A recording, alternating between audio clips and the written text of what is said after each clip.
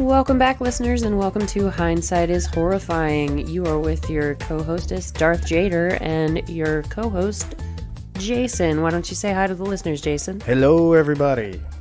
Hello, hello.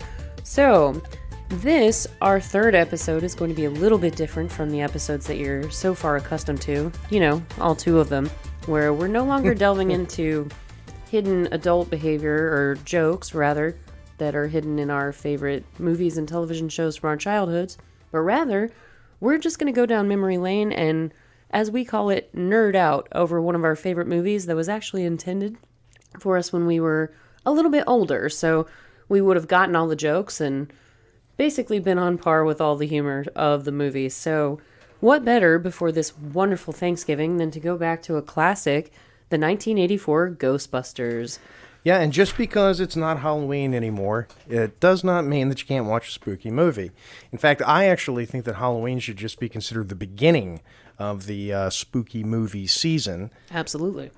Because, frankly, I would watch movies like that pretty much all the time if I had a choice. We are indeed talking about Ghostbusters, the 1984 classic movie directed by Ivan Reitman and written by Dan Aykroyd and Harold Ramis. These guys are legends, and this movie stands out for me in particular as one of my all-time favorite movies, even though I had a bit of a rough start with it. You did, and we'll get to that in about 2 seconds, but for those listeners that we have who are not terribly familiar with the 1984 version of Ghostbusters, but the original, I'm so sorry. Let me backtrack. Yeah. There have been so many variations of Ghostbusters. Let me apologize, listeners. The original Ghostbusters. So, the basic synopsis, in case you're not already familiar, is that on Google, this is what I'm looking up, and then Jason's going to give you his own personal synopsis, just because he has such a personal connection with this movie. So, the synopsis reads that after the members of a team of scientists, Harold Ramis, Dan Aykroyd, Bill Murray, lose their cushy positions at a university in New York City, they decide to become Ghostbusters, to wage a high-tech battle with the supernatural for money. They stumble upon a gateway to another dimension, a doorway that will release evil upon the city. The Ghostbusters must now save New York from complete destruction. You know, it's so interesting to think that when this came out, that synopsis you just read, if that was written as the synopsis for a movie that came out in 2018, there's really no way I would ever think that this is going to be a seriously good movie. No way. Well, it's almost like a Netflix summary where it's like, Joey and Phoebe go on a trip and it doesn't go well. And it's just like, okay, that tells me nothing. Yeah. You know, swimmers end up in trouble in Nantucket. Yeah. Jaws. Well, I mean, even if you go to the original pitch for this movie that Reitman posted to Columbia Pictures, he sold it on the line of, the story is a bunch of ghost janitors in New York. So what's your personal synopsis? Because I know you have a lot of personal stories and feelings that go along with Ghostbusters, Jason. So what's your summary? Well, I think the Ghostbusters, more than probably any other movie, sort of exemplifies the era of movie watching for me. You know, I mean, I was watching movies like this and Fletch or Spies Like Us or Caddyshack or... With the classic group of Bill Murray, Dan Aykroyd, Chevy Chase, those big hitters. Yeah, for sure. I mean, Beverly Hills Cop. I mean, you can just go on and on and on for, all of these classic movies.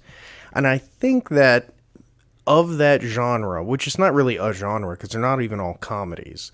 I think if you just were, going to look at 80s movies that were not the most serious, I think Ghostbusters exemplifies it. I think it's the perfect tone. The 80s was that era when everything happened in New York. Sure. All the interesting stuff was happening in New York because at the time, New York was interesting to the rest of the world for all the wrong reasons because it was basically a big dump where people would murder you. Right. Like you do. Yeah. And of course, this is before the Giuliani days when everything was cleaned up. But Before he banished the evil cigarettes from every bar. Well, yeah, and before they cleaned up Times Square. People today don't even realize that Times Square in the 80s was nothing but porno theaters. It was Hookerville. That's what it was there for. Yeah, that's not fake. That's real. That's what Times Square was. It wasn't people in knockoff, costumes of Disney characters trying to take pictures with your kids. It was people who would rob you and murder you. That's reality. That was a legit option. That's something that might happen to you while you're strolling down the street. Yeah.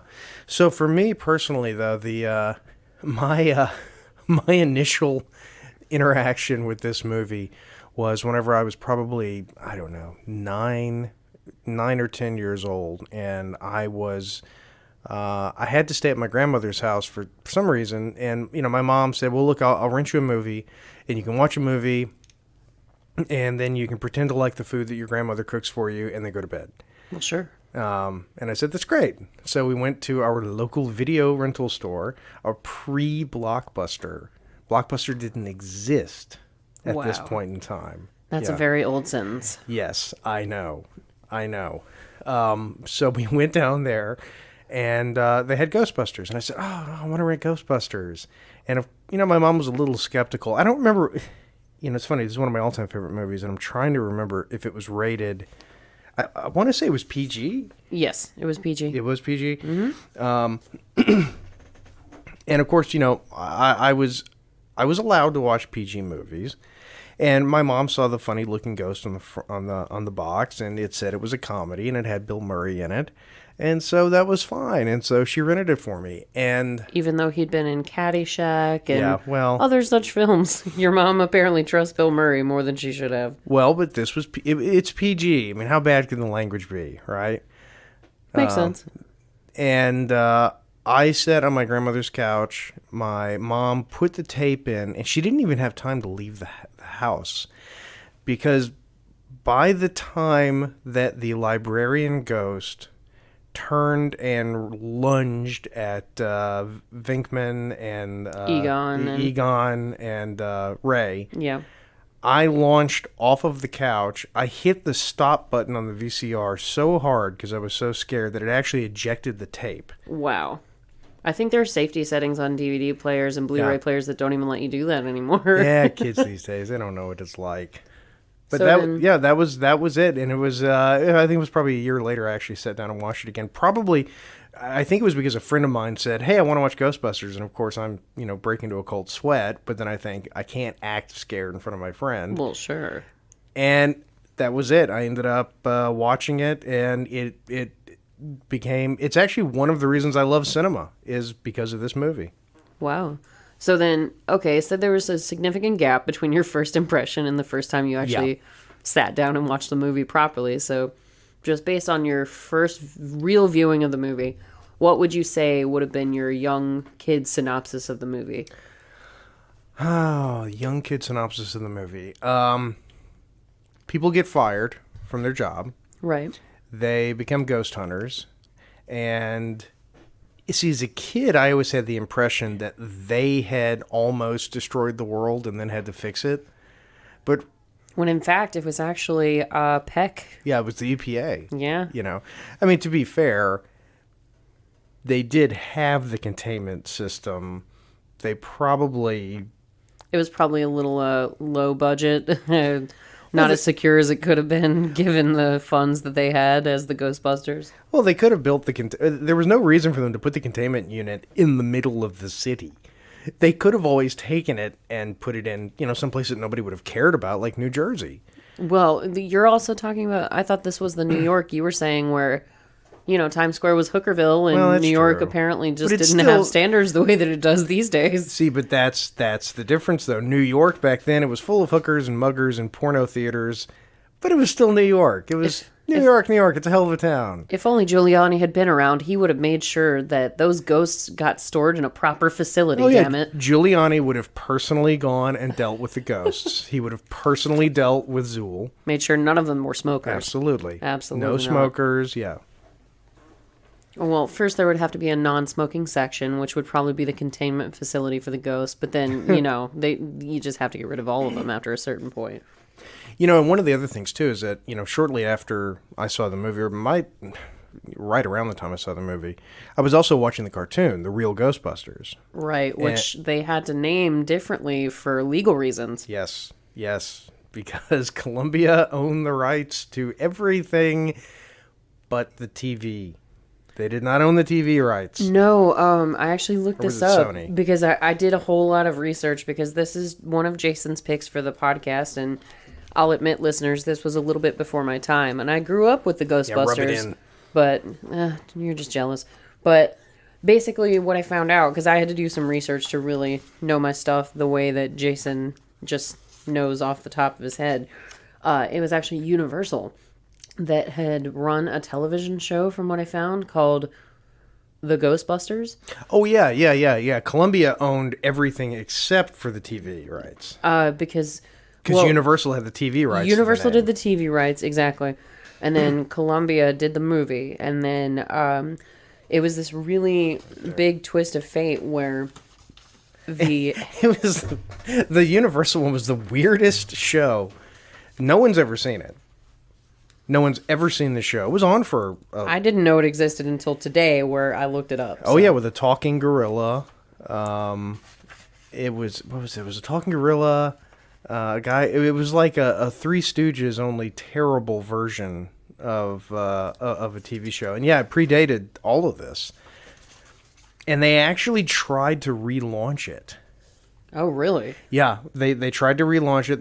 Because they started running the cartoon again. Okay. Yeah, because it was a live action show originally.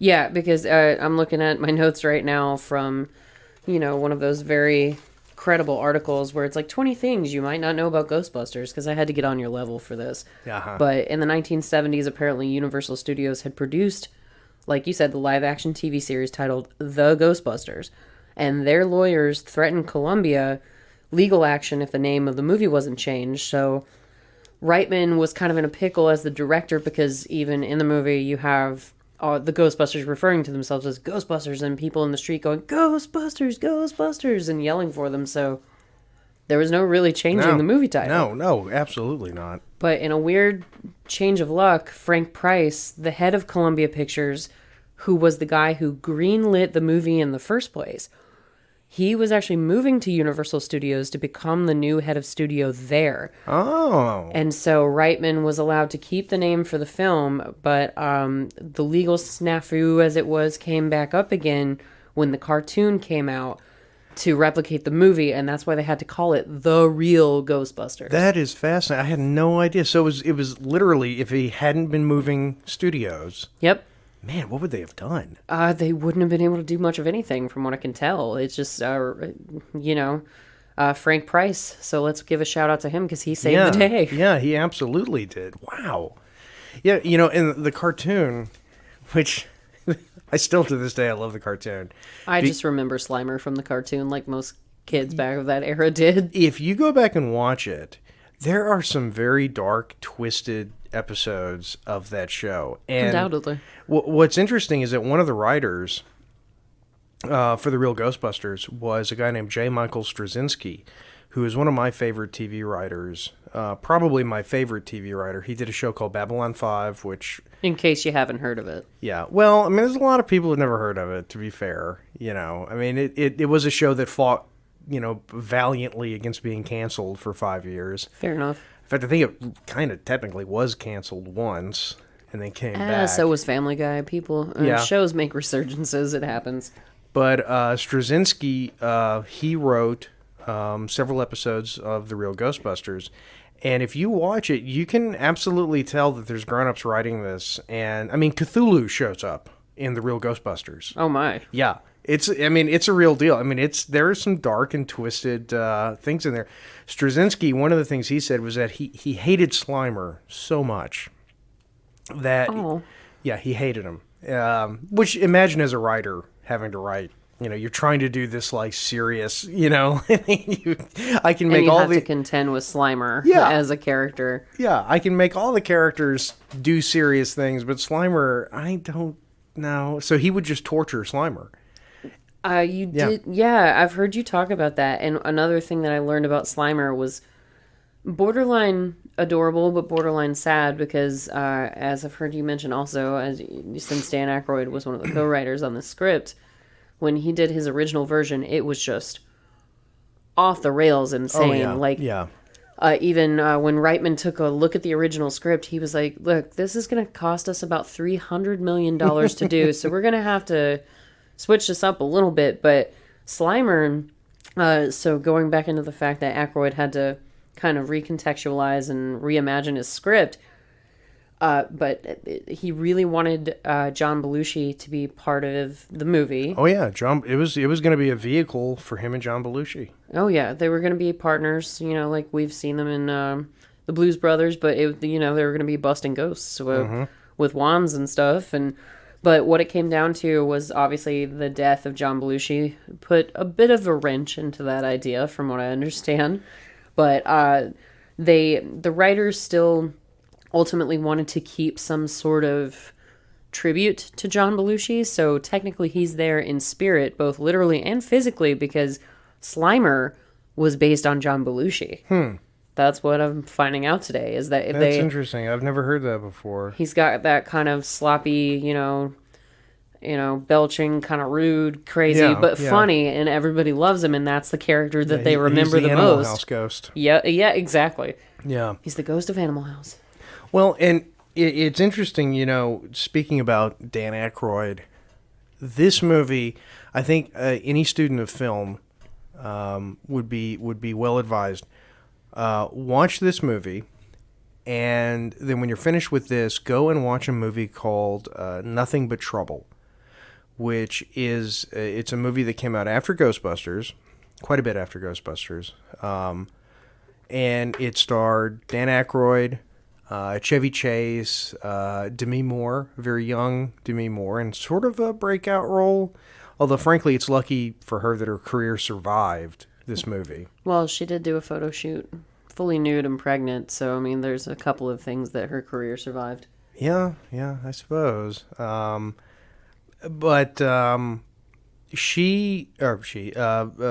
you look at those two movies, the difference between those two movies is that they're both Dan Aykroyd movies.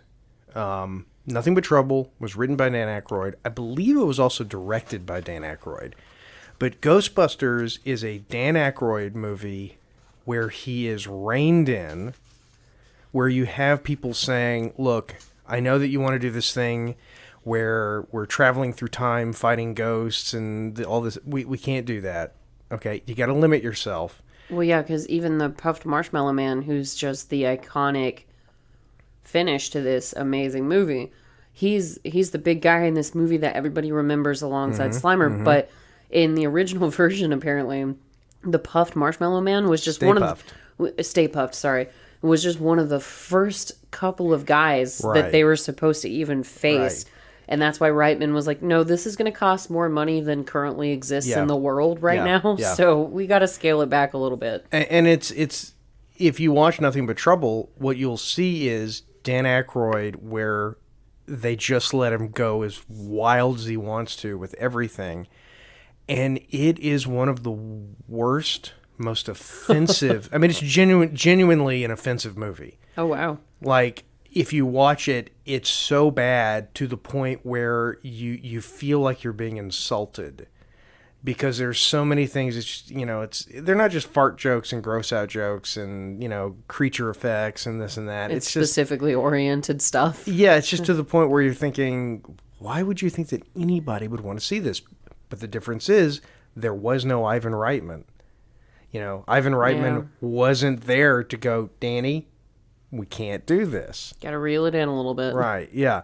And so Ghostbusters has that, but one thing I wanted to point out, too, about the John Belushi thing was that when they decided to cast Bill Murray, if you watch the movie, about right at the end of Act 1, beginning of Act 2, you get a montage where you see the Ghostbusters and they're being very successful. They're starting to gain credibility around New York, and people aren't considering them kooky. Yeah, there's a shot of I think it's just of Ray, Peter, and Egon. I don't think Winston's there.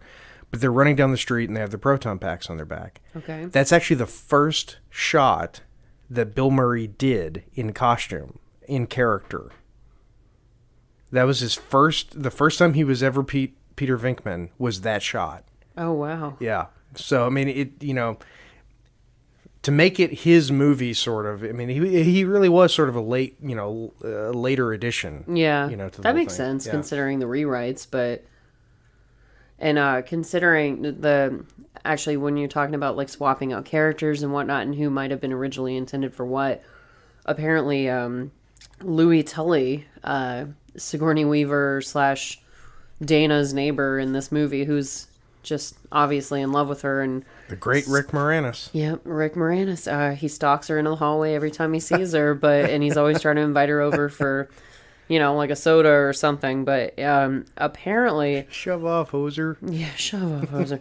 But poor Rick Moranis. But Poor nothing. I love him. well, he's iconic, and it's lucky that he was, because originally, apparently, Dan Aykroyd had the idea of having John Candy play the role of Louis Tully, and from what I found out, John Candy actually envisioned Louis as Louis, a stern German man with a thick accent who kept dozens of dogs in his apartment, and Candy also wanted the character rewritten and made into a starring role. So ultimately, they decided against Candy so that Louis could be played by Rick Moranis, who actually provided not just his own sort of misfit, losery sort of style, but he also provided his own wardrobe. Oh. Yeah. Those are all original Rick Moranis outfits. I know, it makes it even more depressing, doesn't it? Like, that's... Well, not really. I mean, it's either more depressing or even better. I can't really decide. Well, I mean, no, he's Canadian. He just wore what he And wears. we've lost our Canadian listeners, along with the Australians, I believe the Shove off, Japanese, the hoser. French. Oh, God. We're losing so many people, and it's only episode 3. Bastards. Oh, God. But, yeah, so Rick Moranis just brought too much of his own unique flavor to it. I am actually getting a little sad every time I see Harold Ramis, though, because it is sad that we lost Harold Ramis. Yeah. Well, he was one of those really stable presences in comedy where... when you see him as Egon, you're like, oh, yeah, Harold Ramis. Yeah, I know who that is. But Sorry. Very obvious product placement right there. Well, it's not Superman being thrown into the Coke truck or anything, but it's definitely there. But I want some Cheez-Its now. See, I it's could effective. murder a box of Cheez-Its right now. It's effective. And that may have something to do with the beer that we're drinking. So let's take a second to give a nod to, once again, our very awesome local company, Variant Brewing. We actually tried to get a little more adventurous with our flavors this time. I attempted something called Walking Distance, but they did not have a crowler in that flavor, unfortunately. So, it's not all that unfortunate, because I'm still with my favorite flavor of raspberry lemon goza. And Jason, what do you have over there? I have the Aromasphere. Ooh, and how's that working out for you? Very, very good. I'm about halfway through it right now, and I think about 2 more sips, I'm going to turn into Dean Martin. Or, Venkman in Ghostbusters, where you just start... people get in my room. Oh, goodness. But, yeah, so thank you to Variant Brewing for these delicious beers, as always. Drink to me. And in case you're not familiar with their location, they're located right in the middle of downtown Roswell, right next to Roswell City Hall. Roswell, Georgia. Yes, not New Mexico. Yeah. Don't go there, listeners. If you go to Roswell, New Mexico, and you ask for this beer, they will just give you an anal probe. I'm sure there's a story behind that, but it doesn't sound very interesting, so let's move on. No. I actually saw an article the other day. This is a true story. It's funny you bring this up. About Roswell, about the whole UFO thing. Uh-huh. And apparently whoever did the blog post for this, on this website had just done a quick Google image search. Okay. Because the image for Roswell that they used in the article about the Roswell UFO crash was a picture of the sign on the 400 that said Roswell. No way. I swear to God. Oh, no. That's kind of fantastic. And yeah, it's awesome. Insofar as like images and special effects, that actually brings me to another fun fact that I learned about Ghostbusters today, which was... they had to, the project was greenlit, which was great, but then Reitman was basically told that it had to be done when the script wasn't even finished yet within 12 months.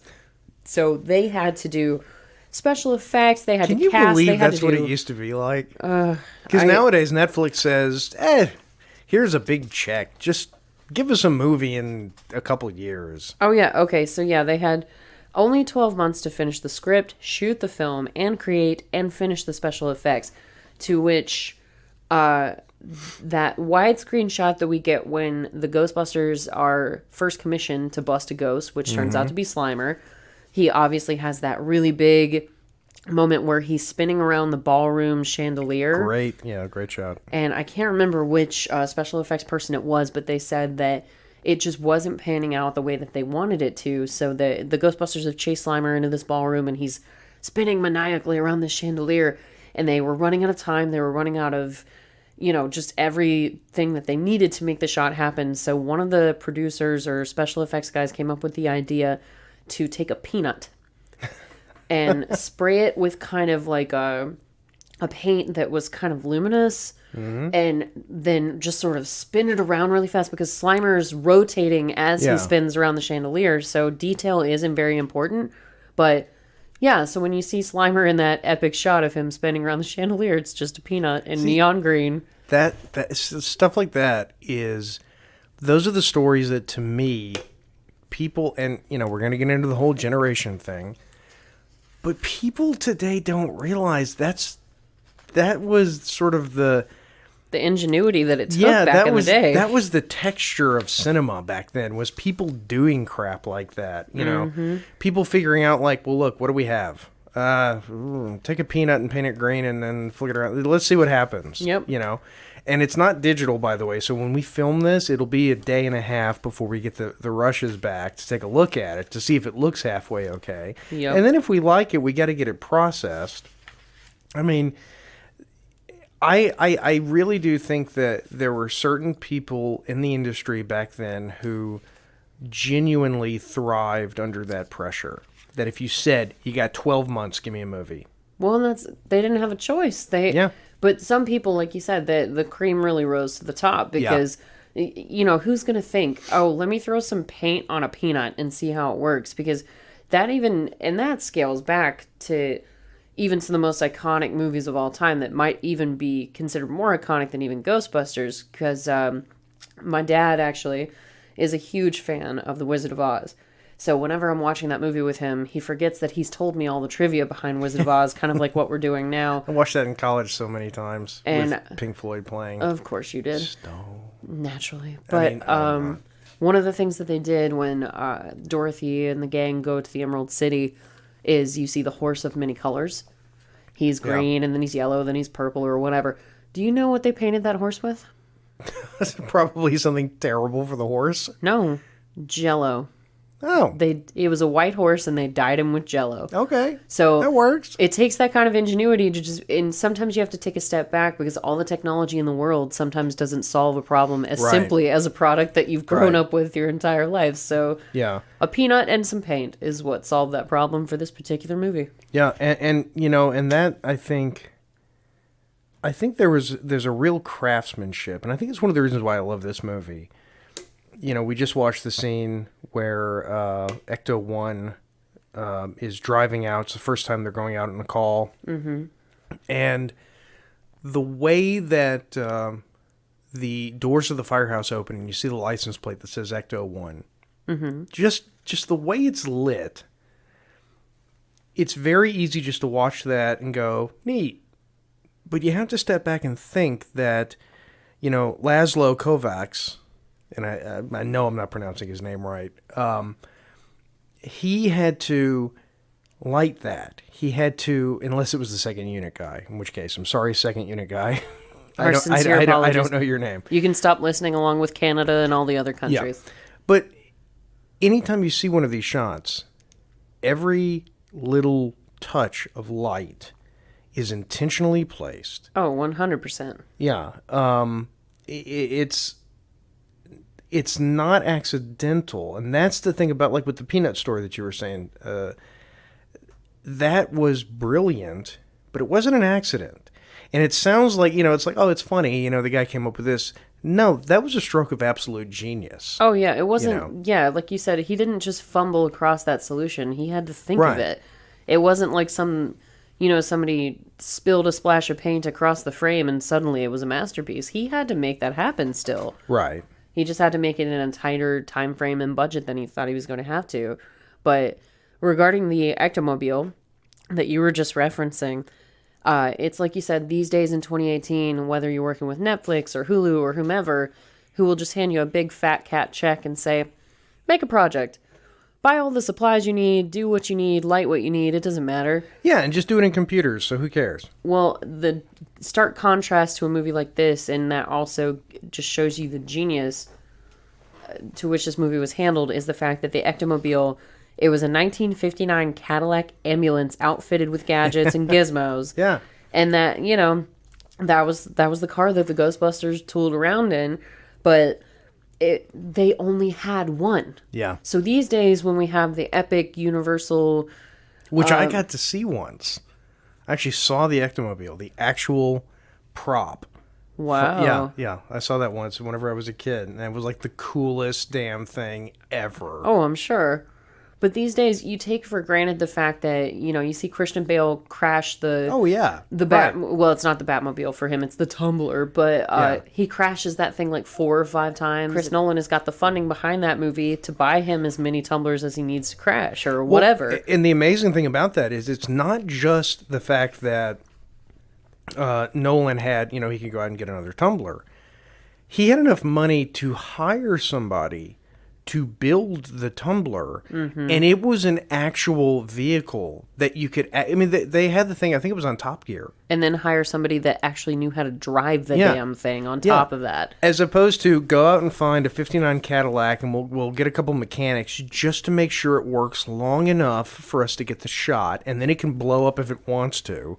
Whereas with the Ectomobile, the car actually broke down at the end of the shot where they're driving across the Manhattan Bridge, and it's one of the few serious scenes in Ghostbusters, arguably, where Beautiful Ernie Hudson... scene. One of my favorite scenes. Yeah, where Ernie Hudson, he's talking to Dan Aykroyd about whether or not he believes in God, and they start talking about revelations and all the ghosts that have been rising from the dead. It's funny that the Ectomobile would die at the very end of that conversation. What are the odds? Yeah, this movie had $83, like $30 million as the budget. And it made... Oh, God, a fortune. It made almost $300 million back from what I've found out. Yeah. And Reitman, I think, was... Because Dan Aykroyd was obviously the one who spearheaded the project. He brought Reitman on to direct because Reitman had also worked with Ramis, and... So they all got along, and he knew that Reitman had the right relationships to get the project off the ground. But Reitman basically went in and was like, janitors that clean up ghosts, give me $30 million. Yeah. And apparently that's how the movie happened. Well, but if you watch the movie, and I've said this before, I've said this about God knows how many comedies.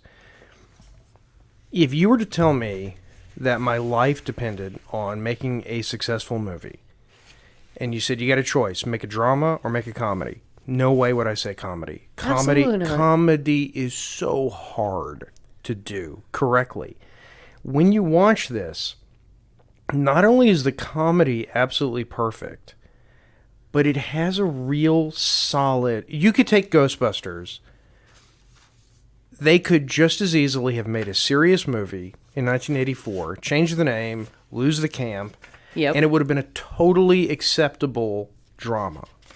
Well, apparently that was a huge thing when they were actually doing, not the crowdsourcing. They were basically just testing it on audiences to see how it was even going to perform. And apparently it made Reitman just down like ghostly pale, pun intended. But he was very, very nervous about it.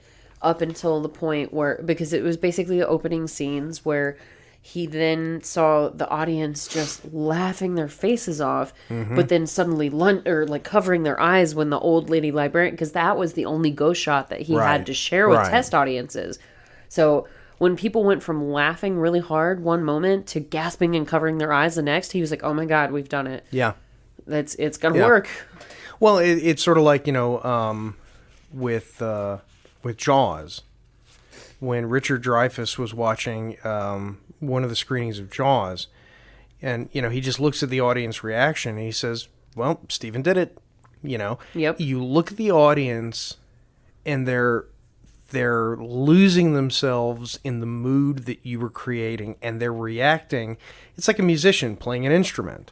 Oh yeah. And you're making that music, the way you want it to be. You're playing the audience like an instrument. And again, that's the thing. You've got, a Dan Aykroyd and an Ivan Reitman. You've got these people, these great performers who are bringing their own contributions to all of this. And what's amazing to me is that they're giving so much characterization to all these characters. They're adding so much quality throughout the production process. Mm-hmm. But people today, we do. I mean, I do. We all genuinely forget. When you press run on a camera in 1984, you got 30 seconds. Yeah. You're going to have to stop the camera. You do that a couple times, you got to reload the camera. Right. That takes however many minutes. David Lynch, one of the things that he said about digital, why he loves digital cinematography so much, is that he can just press record and just run the camera. And if he wants to, he can just stop the scene and just talk to the actors and let them, they can fool around and get their fingerprints on the characters and all that stuff. Yep. These guys had 30 seconds here and there to do that stuff. They had to walk in already with a certain style and panache. Oh, yeah. They had to click a certain way. They had to be on already. There was no adjusting. There was no heating up to the scene. It was just, they had to know pretty much what was happening the second they walked on set. And it's that great New York. It's what I refer to as the New York theater quality. From the 1940s up through the 1980s, you had this great quality of actors, people who had cut their teeth in all sorts of different places, but they had done theater in New York, and they just had a certain vibe, a certain style, and that's what these movies are. And that is something that I really do genuinely fear we've either lost or almost lost. I kind of think we have lost it. Well, it's almost taken as a snootiness these days, because I think you said in our Rocco episode how we were referencing the Golden Girls, and you said how Bea Arthur was just this, this amazing stage actress, and how she had been brought up a certain way through the theater, and it's a big thing, and that trickles down to even projects like Clerks, where Randall got called out by the woman who plays Dante's girlfriend, not Caitlin, but the other one, and apparently when they had one of their first meetings, she pointed at Randall, or Jeff Anderson was like, I don't think he can do this. He's not trained in theater. So it's just, that's something that we've lost, but I don't know if it's a detriment, because you get so much more different talent that way. I don't think it's a training thing. I think it's, here's a perfect example. Like, we're watching it in the studio right now, and the montage is up. There was, for years and years and years, screenplays were written on a very specific formula.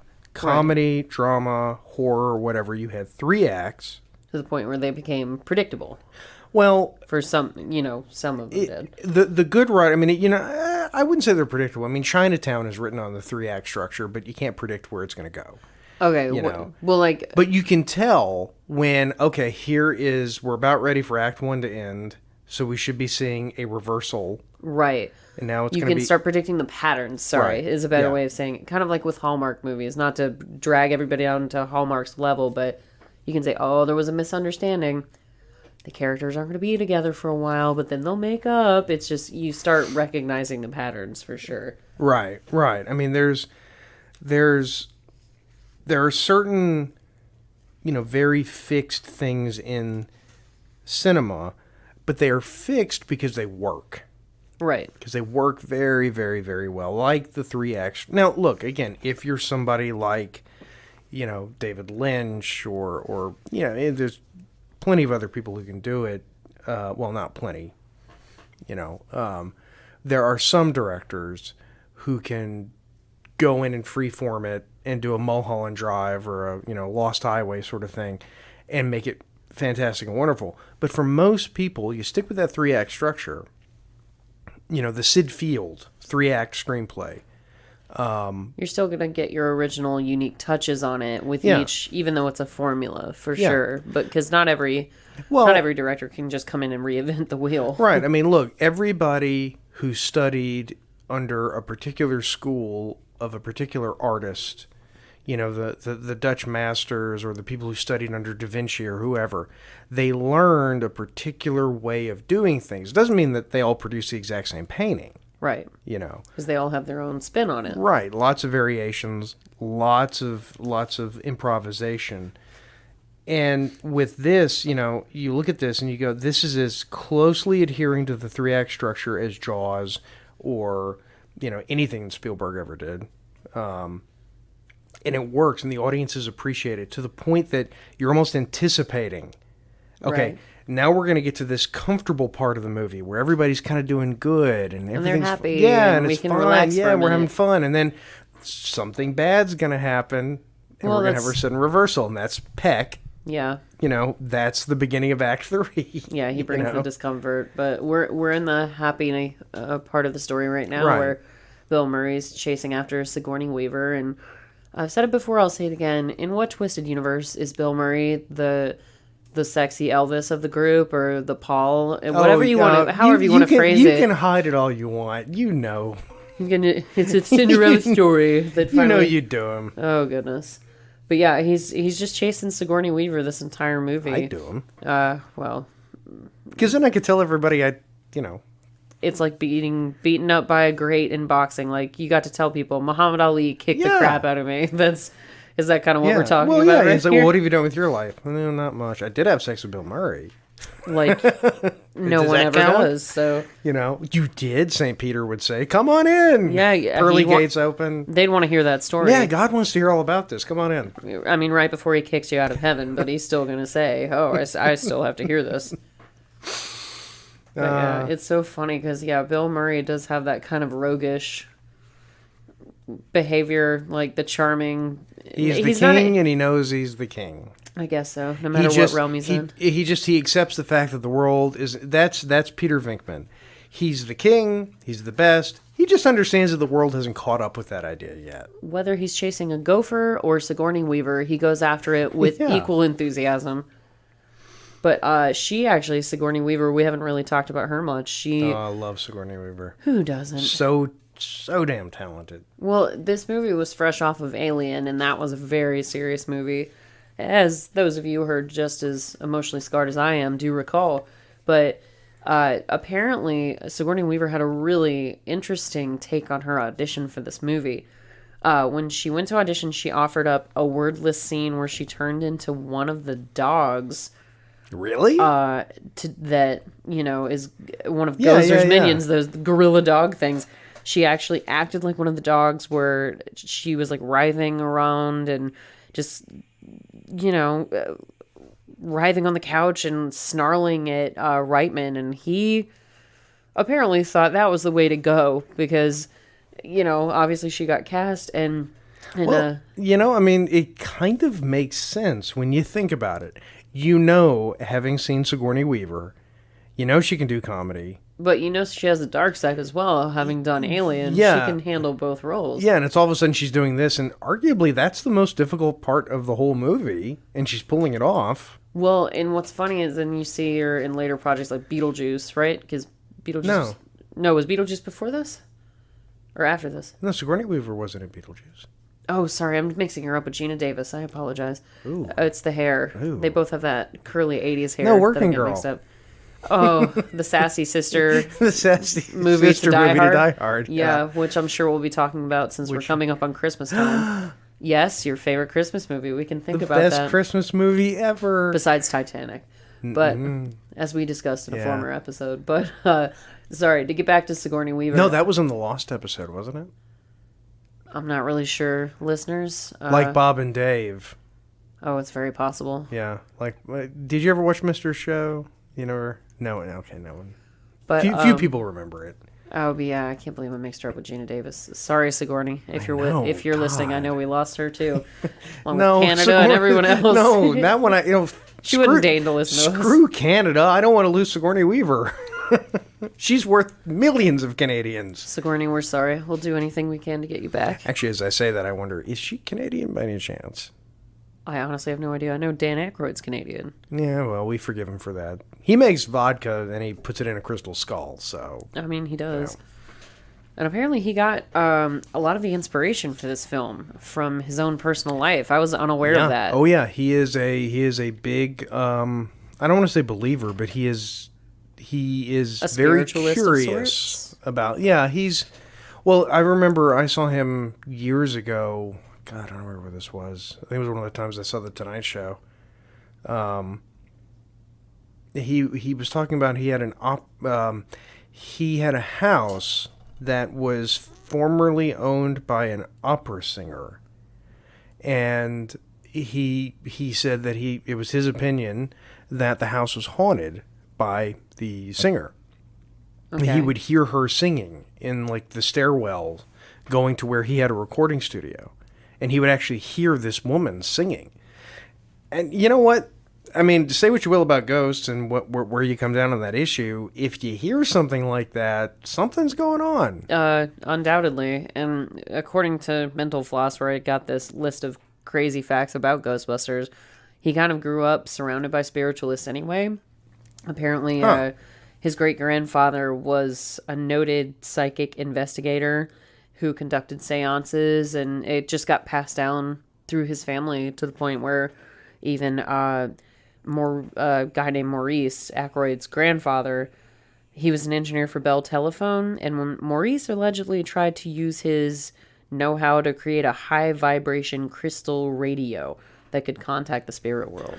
That was people did that stuff, Oh, so that was fairly common back in the day? Well, it was. A lot of people don't realize, like Arthur Conan Doyle, the creator of Sherlock Holmes and other things, mainly Sherlock Holmes.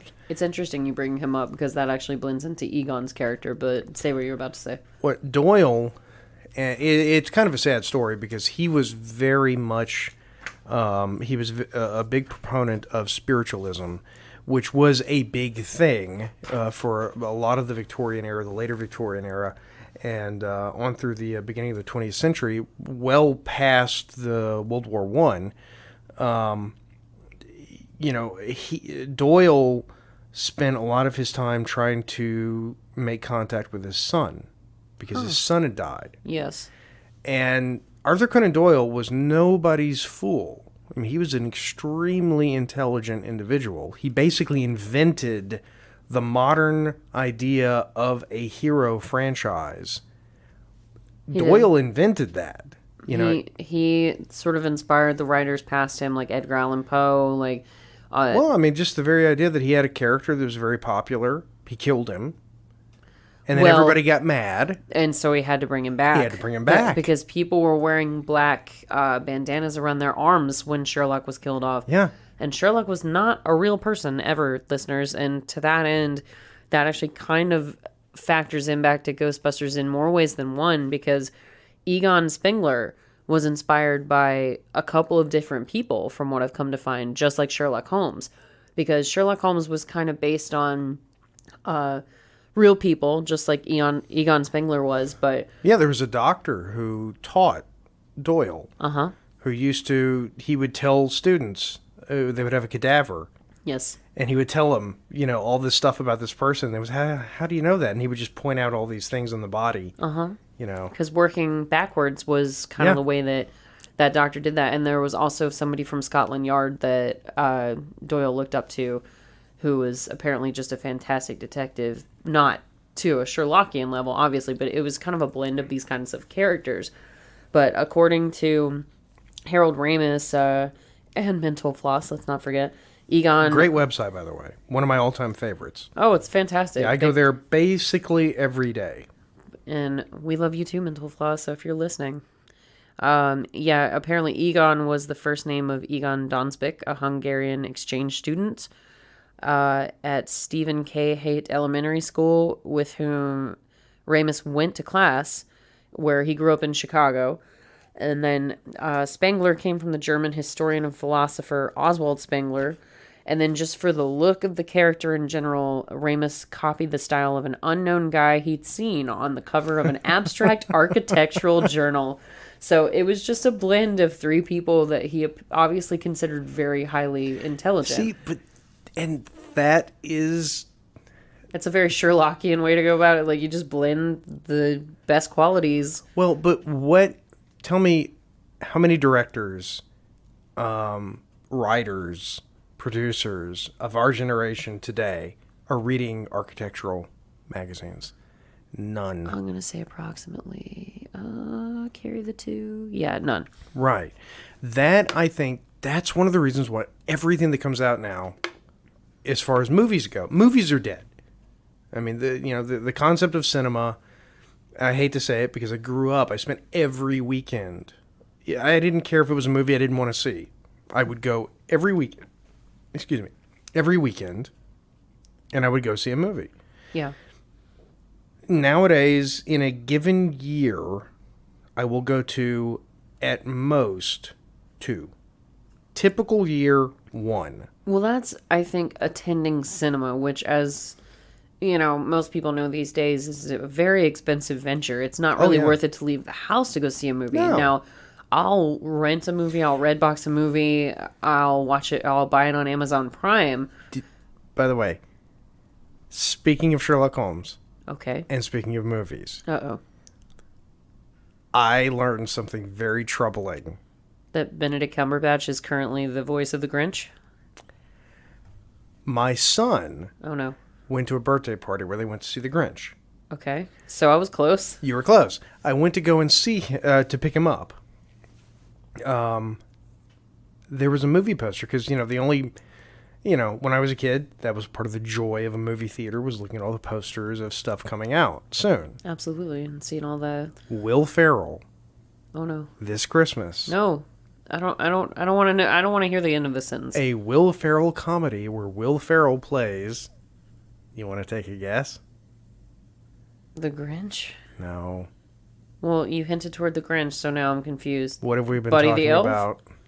Sherlock Holmes? Yes. All right, listeners, I've got to go because I'm quitting life. Yeah. That's what we got, folks. We got Holmes. And the poster? He's going to yell for no reason. The poster is him and whoever the fudge is playing Watson. If there's an Irene Adler in this, I'm leaving. I'm never to You return. mean Irene? No. It's Irene Adler, not Irene. See, they didn't do that in the Cumberbatch one. Her name isn't Irene. It's Irene. Irene. Yeah, but nobody calls her that. To Sherlock Holmes, she was the woman. Woman. Yes, the woman. But yeah, Will Ferrell will start yelling. Which I don't mind Will Ferrell. I really don't. Actually, in Will Ferrell movies. Yeah, I mean, no, I had this debate with a boyfriend many moons ago. He was good in Austin Powers. Well, that's because they set him on fire. When he came on The Office several years ago, I was dating this guy, and I was so upset that Will Ferrell was coming on The Office, and he said, "Sweetheart, you love Will Ferrell and Will Ferrell movies." I said, "That's the key.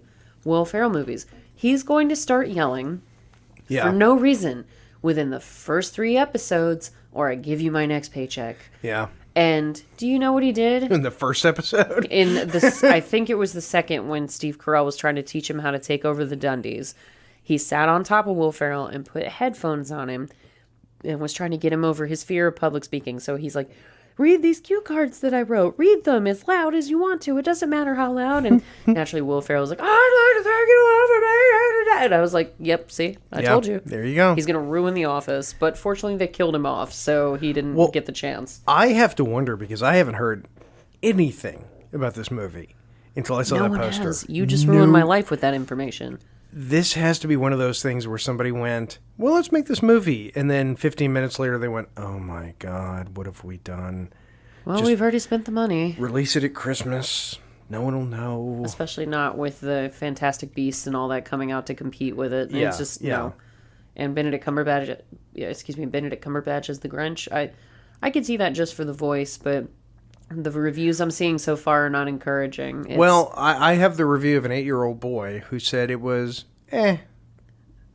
That was his review. Sounds about right. Yeah, he said, I mean, Jim Carrey himself threw a kid into a shredder in his version. So as far as I'm concerned, he still holds the crown. The original cannot be touched, but... And he says something about a hoe. Oh, goodness. No, that's in there somewhere. Yeah, he does. Yeah. No, but it is sort of, and I don't want to turn this into, a requiem for, back when cinema was something good. When we did bother to go see it, which is what we Yeah. were talking about in the first place. Now we don't really typically bother to go. No, but I mean, there is a sort of, you don't want to become, I don't want to become the old person who talks about, things were better when I was a kid. Back in my day. Because not everything was. TV, today, you can watch things on television that are absolutely mind-blowingly good. Better than anything that I had when I was a kid. A few months ago I watched the BBC show Broadchurch, which David Tennant and... Well, you sold me on David Tennant. Yeah, it's David Tennant and...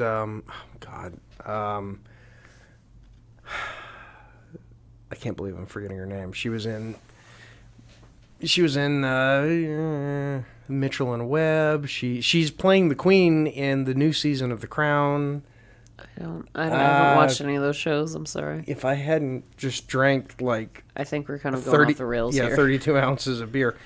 But the point is, though, fantastic, very, very good things on television. So I'm not just saying, things were better when I was a kid. Right. But there is a certain quality of performance, of writing. Take a movie like Ghostbusters. The concept, go back to the beginning, the Google description of Ghostbusters. It does sound very silly. This does not sound like a movie that people 40 years later are going to be talking about and saying, this is one of my favorite movies ever. Well, and I'm certain every generation, we're probably hitting that point ourselves where we think that movies that were released when we were younger were the perfect blend of what should qualify for a movie theater as to what we're seeing being released these days, like Will Ferrell as freaking Sherlock Holmes. Yeah. So, and I'm sure our parents felt the same way. But the thing is, though, I think our generation appreciated our parents' movies, too. We did. I think that's the thing. Because we're still hung up on Star Wars. We're still hung up on the Sherlock stories, even though they get revamped. Don't get me wrong, but Jaws. Oh, Jaws yeah. predates me. I'm still devastated that they took that ride down at Universal. It's a Universal concept. Yeah. Universal. But movies, examples of cinema from well before I was born. Not just the Ten Commandments and Cleopatra and the great epics, things like that. But I mean, Butch Cassidy, The Great Escape. Movies that managed to be timeless despite what they were about. With Ghostbusters, you can plop down any 10-year-old and have them sit and watch this movie, and they'll understand it, and they'll appreciate it. Yeah. You don't need any specific understanding of current pop culture. No. It's nothing so specific that you can't sit down anybody of pretty much any generation and they won't somewhat enjoy it. Yeah, it's not just trying to get the most people to spend their money. Right. Which is amazing, and it's something that I think Hollywood back in 1983, 84 could invest $30 million and make $300 million. Right.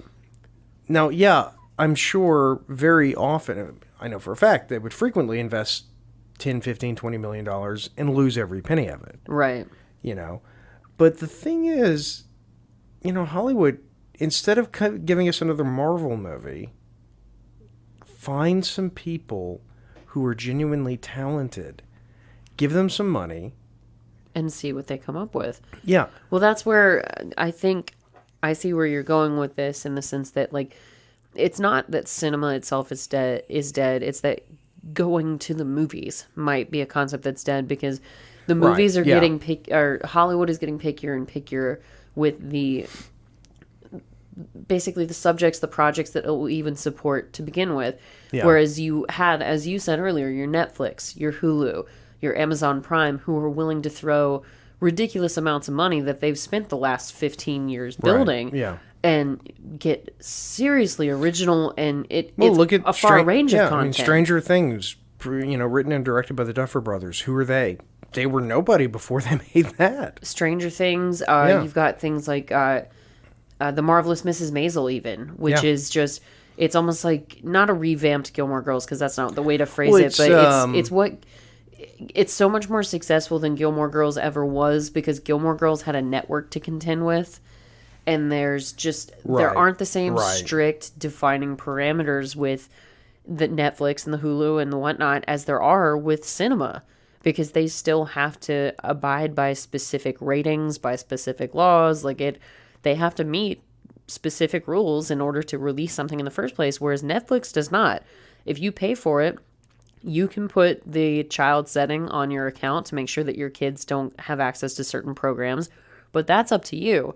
Other than that, you're getting purer programming than we used to get, because networks and studios used to be the absolute only way to do something. Right.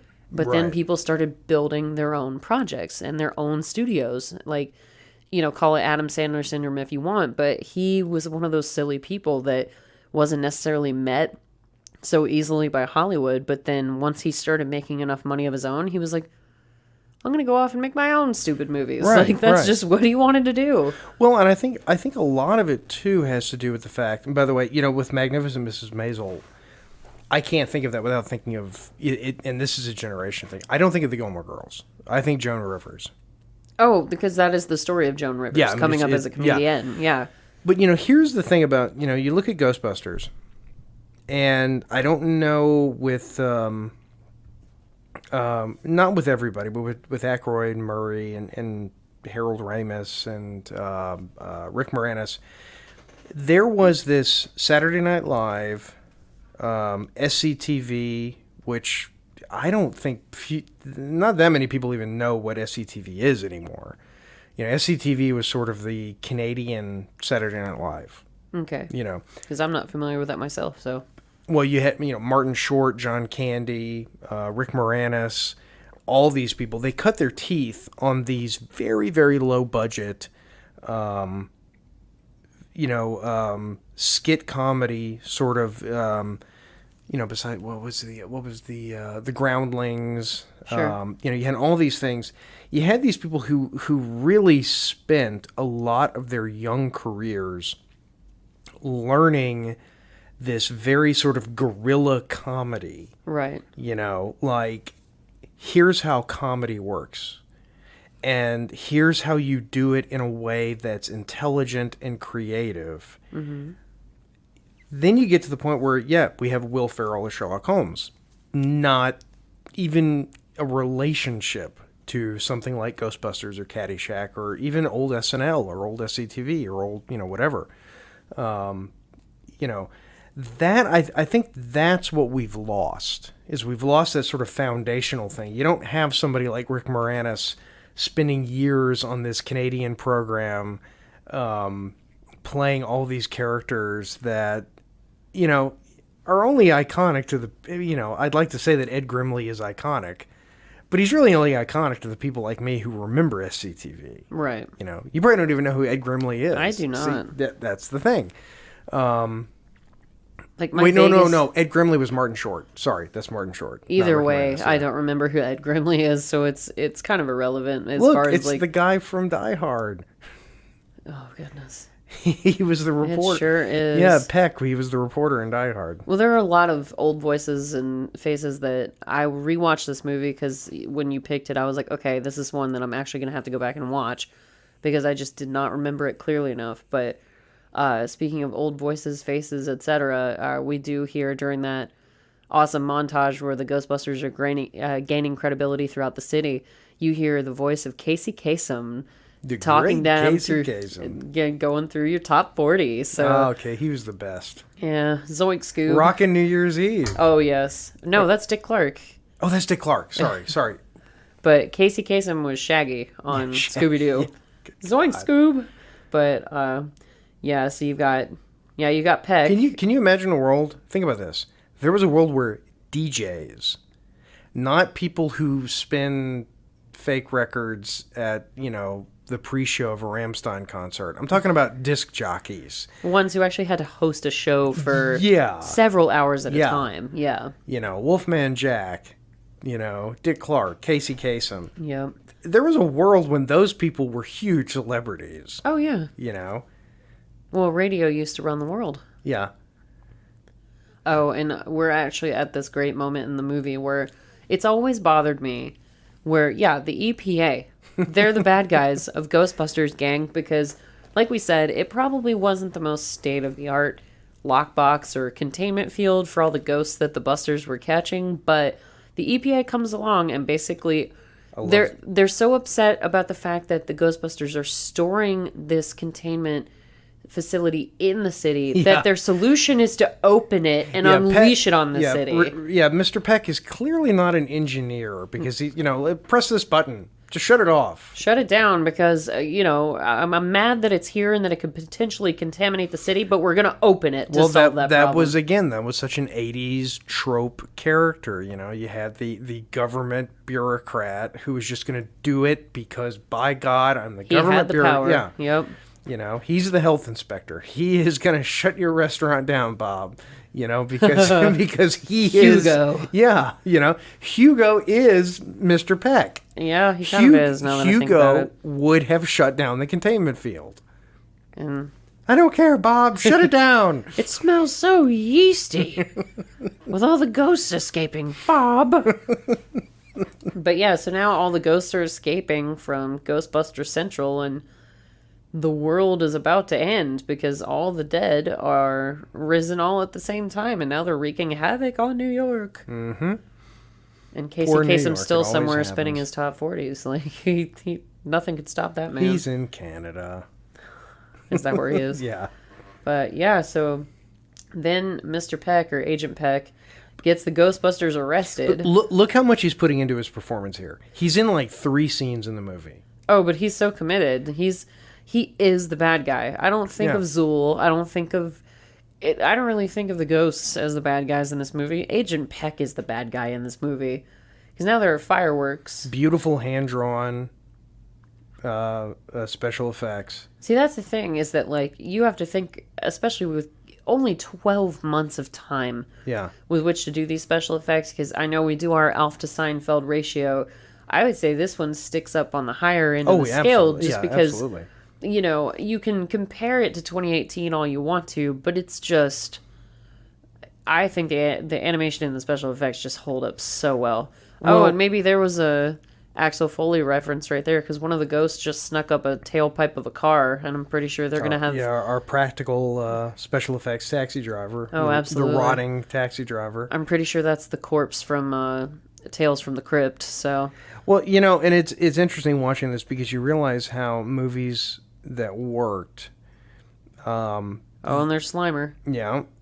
You have this combination of real tradecraft where you have great special effects, but the great special effects wouldn't work without great lighting.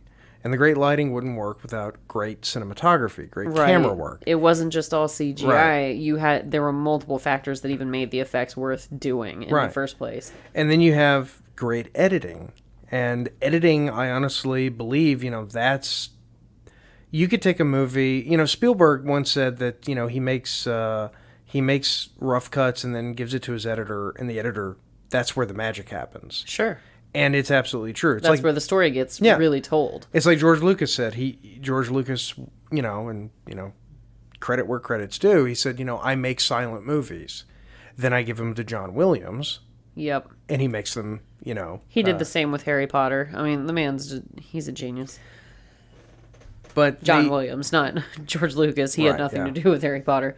But it also comes down to good voice work. And another thing that I learned is when Dana gets possessed, it's actually Reitman. Oh, is that? The director who does the voice. I didn't know No, that. Dana, only Zool, because apparently his voice is very deep in real life anyway. So... Once Dana gets possessed, Reitman is her voice, and I have another fun fact for you that you would never realize, because just being the younger of the two of us helped me to realize this. You pointed out one of the first times we talked about doing this movie, how Rick Moranis gets sort of possessed / toppled by the gorilla dog at Tavern on the Green. Yeah. And, Not Cavern on the Green. well, see that. Oh, see, you beat me to it. Damn it! I thought I had you scooped on that one, because yeah, in the 1994, right? I believe the Flintstones, when that came out. No, I was talking about Futurama. Oh well, I'm talking about the Flintstones, because when they did the first live action Flintstones, because this was before Futurama. Futurama ripped it off then. Yeah, they absolutely did, because when they did the live action Flintstones in the early 90s. Rick Moranis, who's obviously also in Ghostbusters, he played Barney Rubble in the Flintstones. And he and Betty fall on hard financial times, while Fred and Wilma are actually doing extravagantly well. So Fred and Wilma are out at this fancy restaurant called Cavern on the Green, where Barney is their busboy. So that was definitely a nod to Ghostbusters. Yeah. Wow. See, whenever I said Cavern on the Green, I was explicitly thinking of the episode of Futurama. And I've seen stills of that. I've not seen the episode, but I know what you're talking about. Huh. So they ripped it off. Oh, they absolutely did. That was in the Flintstones far before it was ever in Futurama. Matt Groening. Sorry, buddy. Come on. He was never listening in the first place. He'll never know. No. But yeah, that's a thing.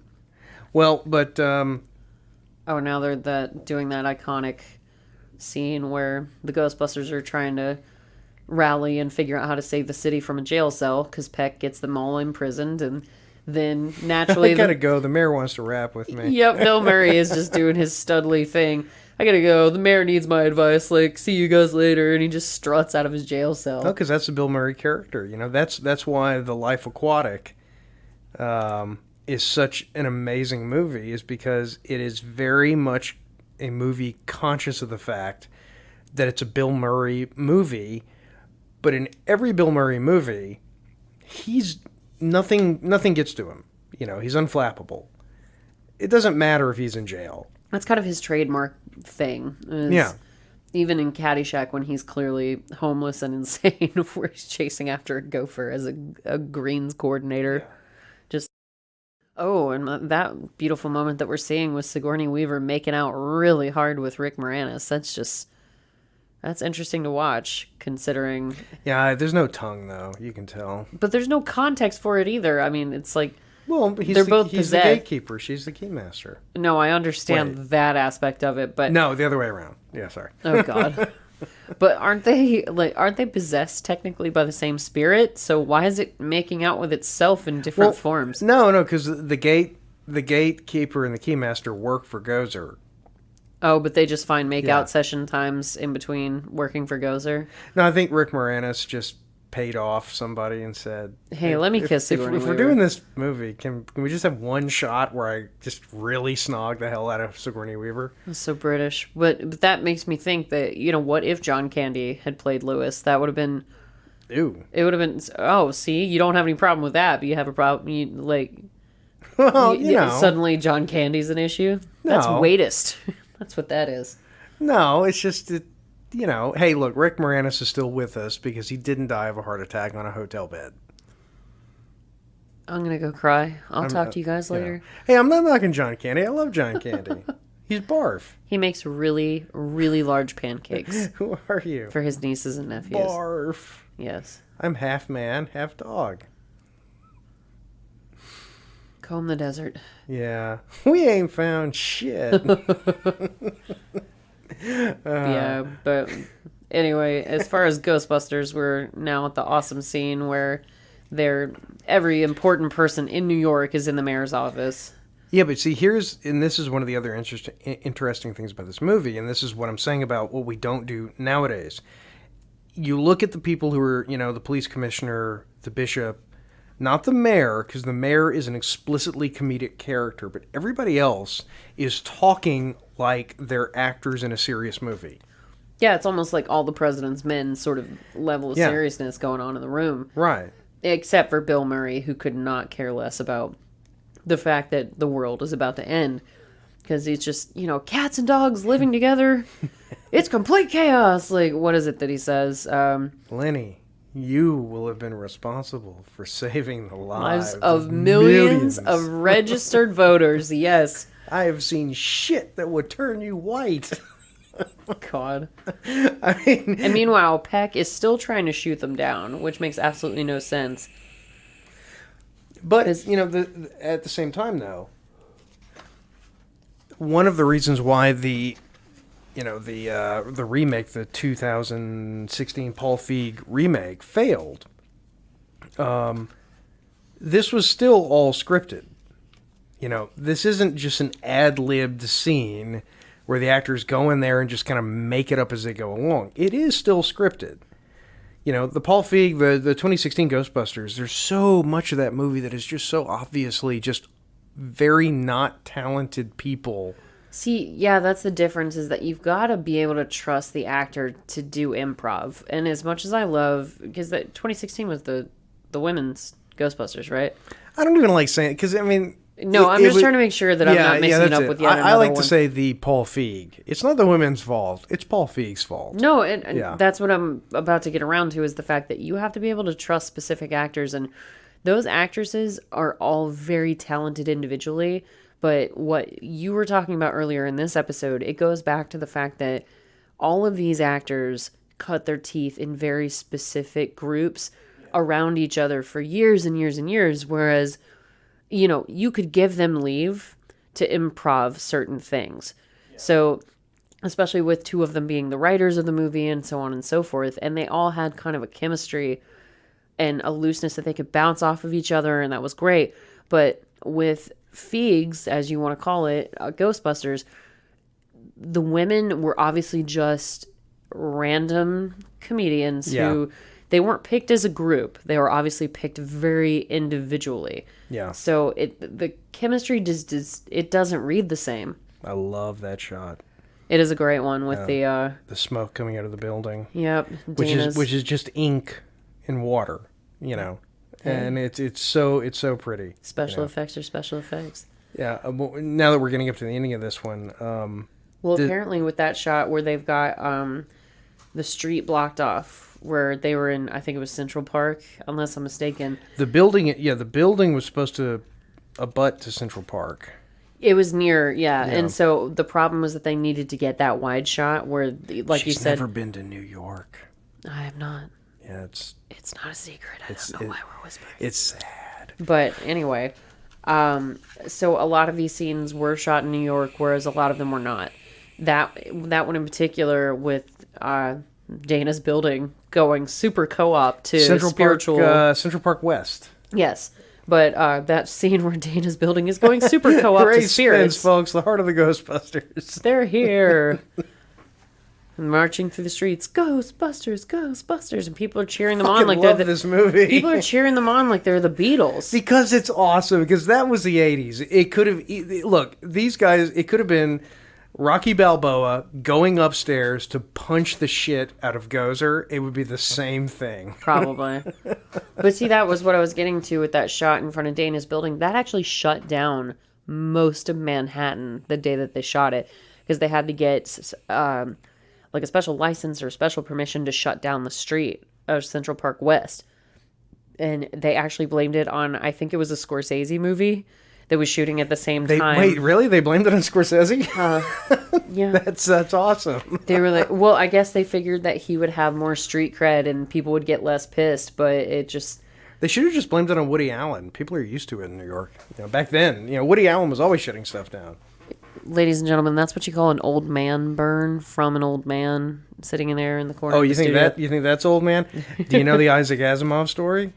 Yes, I do. That was actually in this article that I researched, so I would understand all of your old man stories about this movie, Jason.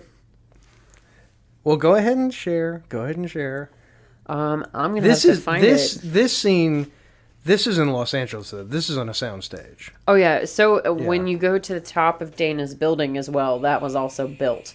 That was on a set in Los Angeles. That wasn't actually in New York. But look how well it's lit. Look at how seamless it is. There they are.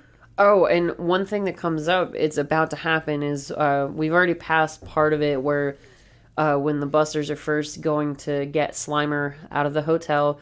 And who is it? Egon that says you can't cross the streams of their proton packs. Which, yeah, I mean, that's Chekhov's rule, Don't cross the streams. Well, no, Chekhov, look, you can't have the gun. Well, Chekhov's rule is if you show the gun in Act 1, you have to shoot the gun in Act 3. Yes. You have to set it up early in the movie that there's this thing called crossing the streams, and that's going to come, that will become a thing towards the end of the movie. Well, they did that retroactively in this movie because crossing the streams actually came up because they had to finish everything so quickly, including writing the script and getting everything done, that Ramis and Aykroyd hadn't actually figured out how the hell they were going to get the Ghostbusters out of the last part alive. So they basically figured that since the proton packs weren't really backed up with hardcore scientific fact, they were mostly left up to the audience's imagination. Hey, they were on the cover of Omni magazine, man. Oh, God. But they were never fully explained scientifically, so they were mostly in the audience's imagination. So toward the end of the movie, when they're going to shoot this, Ramis and Aykroyd were like, oh, we'll cross the streams, and that'll just create this big... boom. Basically. A big boom, enough to save the day. So then they actually had to go back. And it was actually one of the first scenes where Bill Murray was in costume with his proton pack. It's not the first one, like you said earlier, but it was one of the first scenes because they did have to go back and refilm and say, oh, you can't cross the streams when they were trying to bust Slimer. Yeah. So they had to do that whole concept retroactively to this movie because it had to be done so quickly. My wife will be furious about this, but I'm doing an Etsy search now for proton packs. Because I just thought, you know what I need in my office? A proton pack. I need a proton pack. Well, if it's going in your office, does your wife really need to know about it? Well, she'll probably figure out why the $600... oh, God, it's that expensive? Oh, wow. Look at that. You're going to get your ass kicked, I'm totally Jason. ordering it. Live on pre-recorded radio. I was about to say. Well, shut up. I like to think of it as live. I like to imagine we'll our say, audience listening. We should do a live show one day. That'd be fun, but we'll say live for now in the sense that you're alive when you ordered the proton pack. You won't be when your wife finds out that you ordered the proton pack. How about that? Yeah, that is true. Oh, wow, look at that. That would be so cool hanging on my wall. It's funny. It makes me wonder if the Batman Forever people kind of costumed Jim Carrey to look like Zool, because she's in this very bejeweled, form-fitting skin suit, as it were. Yeah, and this is the part that was actually what was supposed to be Paul Rubens, who was Pee Wee Herman. Who I think what was it? Was it his rap sheet, or was it another project that interfered with him doing? Yeah, this was before he got into trouble. I remember when he got into trouble. This was 83, so... Okay, so yeah, he got into trouble he in was the still 90s. Yeah, he was still okay. Oh, okay, so he was still just Pee Wee Herman as far as we knew. Yeah. He would have been perfect as Zool, though. I can completely see it. Yeah. And then he was going to be... They mention... Earlier in the movie, they mention... God, I can't remember the name of it. It's a... Tobin's Spirit Guide is one of the books that Egon uses, and it was actually like the ghost of that guy. Huh. That's who Paul Rubens was going to be. Okay. And then they said, let's just get some really hot chick from Eastern Europe. And well, they'd probably already spent the majority of the budget on special effects and so on and so forth. Gorilla dog things. You can tell how much Katy Perry loves this movie because she decided to turn herself into Zool. Yeah. Zool, Well, and you can see how much Bill Murray doesn't appreciate Zool, where he's like, she's not going to get through us. Get her, Ray. Go get her, sells Ray. him down the river. And just even through, that's what I loved about Bill Murray so much, is he was kind of an ass through most of the movie, especially when he's trying to clearly, dupe that poor girl in the beginning of the movie into thinking that she has paranormal powers. But, well, yeah. Because it's harmless at that point. Well, It's a harmless prank. until she agrees to meet him later that evening at 8. But It was the 80s. It was sex. What was going to happen? People didn't get pregnant back then. yeah, there was no Me Too movement. AIDS back didn't then, exist. So, yeah. Come on. But now he's, even through this catastrophic thing where he goes through the Stay Puft Marshmallow Man and Zool, because, 2 ghosts back to back are not difficult enough. But he just has this aplomb to it the entire time where they don't even know that they're going to get out of it alive. But he's like, this is an exciting plan. Yeah. I'm excited to be a part of it. He doesn't care. It's that Bill Murray, New York, early 80s fatalism where, what's the worst that's going to happen? I'm going to die? Nah. What are you going to do? I'm not, okay. Oh, well, I guess I'm going to get killed. Okay. It's all in the name of fun. At least I'm dying in the most exciting city that there is to be a part of. Bringing it back around, though, because we're at the end of the movie and we're actually over time. Over time, but let's go ahead and let's talk about this from a standpoint of our Alf to Seinfeld scale. And I will go ahead and say that I would put this right up there, kissing the top of that Seinfeld scale. It would be kissing Seinfeld. 100% agreed. Yeah. Especially because, without comparison between 1984 and 2018, you can still, like I said, sit almost anyone of any kind of age in front of this movie, and it's still going to be accepted. Right. It gives you that suspension of disbelief where, it crosses over into comedy, drama, but compelling. Yeah, you're entertaining and compelling. You are on the side of all the characters. You want to make sure that they make it through to the end of the day, and you're excited when they're the heroes at the end of the day. Spoiler alert for those of you who haven't seen this movie. But communists.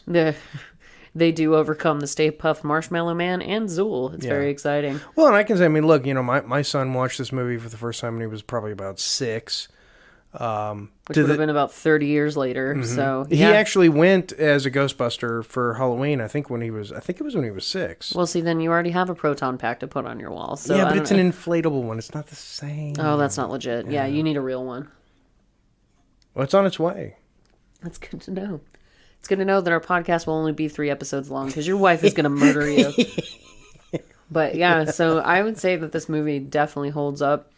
It could have stayed a ride at Universal if it wanted to, unlike Jaws, which apparently shark attacks aren't universal enough to have outlasted the ride spectrum in the park. But, the humor stands up. It's performances. Yes. Writing. The dynamic between the actors, the charisma and the bond that these comedians have. It's very evident in their performances. Yeah, it's a recipe where you take writing, directing, cinematography, prop making, all these different trades and crafts and everything else, put them together and you add that little extra chemistry, like you said. That little secret ingredient. Yeah, and you put that together and you end up with a movie like this. And from concept to execution to here we are decades later. Mm-hmm. And it works. And it still works.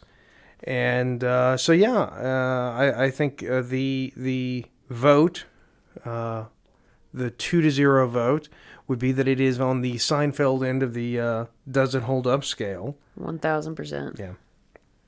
And that's actually, we're at the end of the movie, and that's everything I have to say about it. And that was our special Nerd Out edition of Hindsight is Horrifying. That will be the occasional episode that we have where we're not just looking into adult humor, but we are just simply looking back at movies and television shows that were aimed toward, higher caliber intellect or maybe just higher age ranges. We're not really sure yet. We're just going with what we're fond of. So in the meantime, this has been Darth Jader and Jason.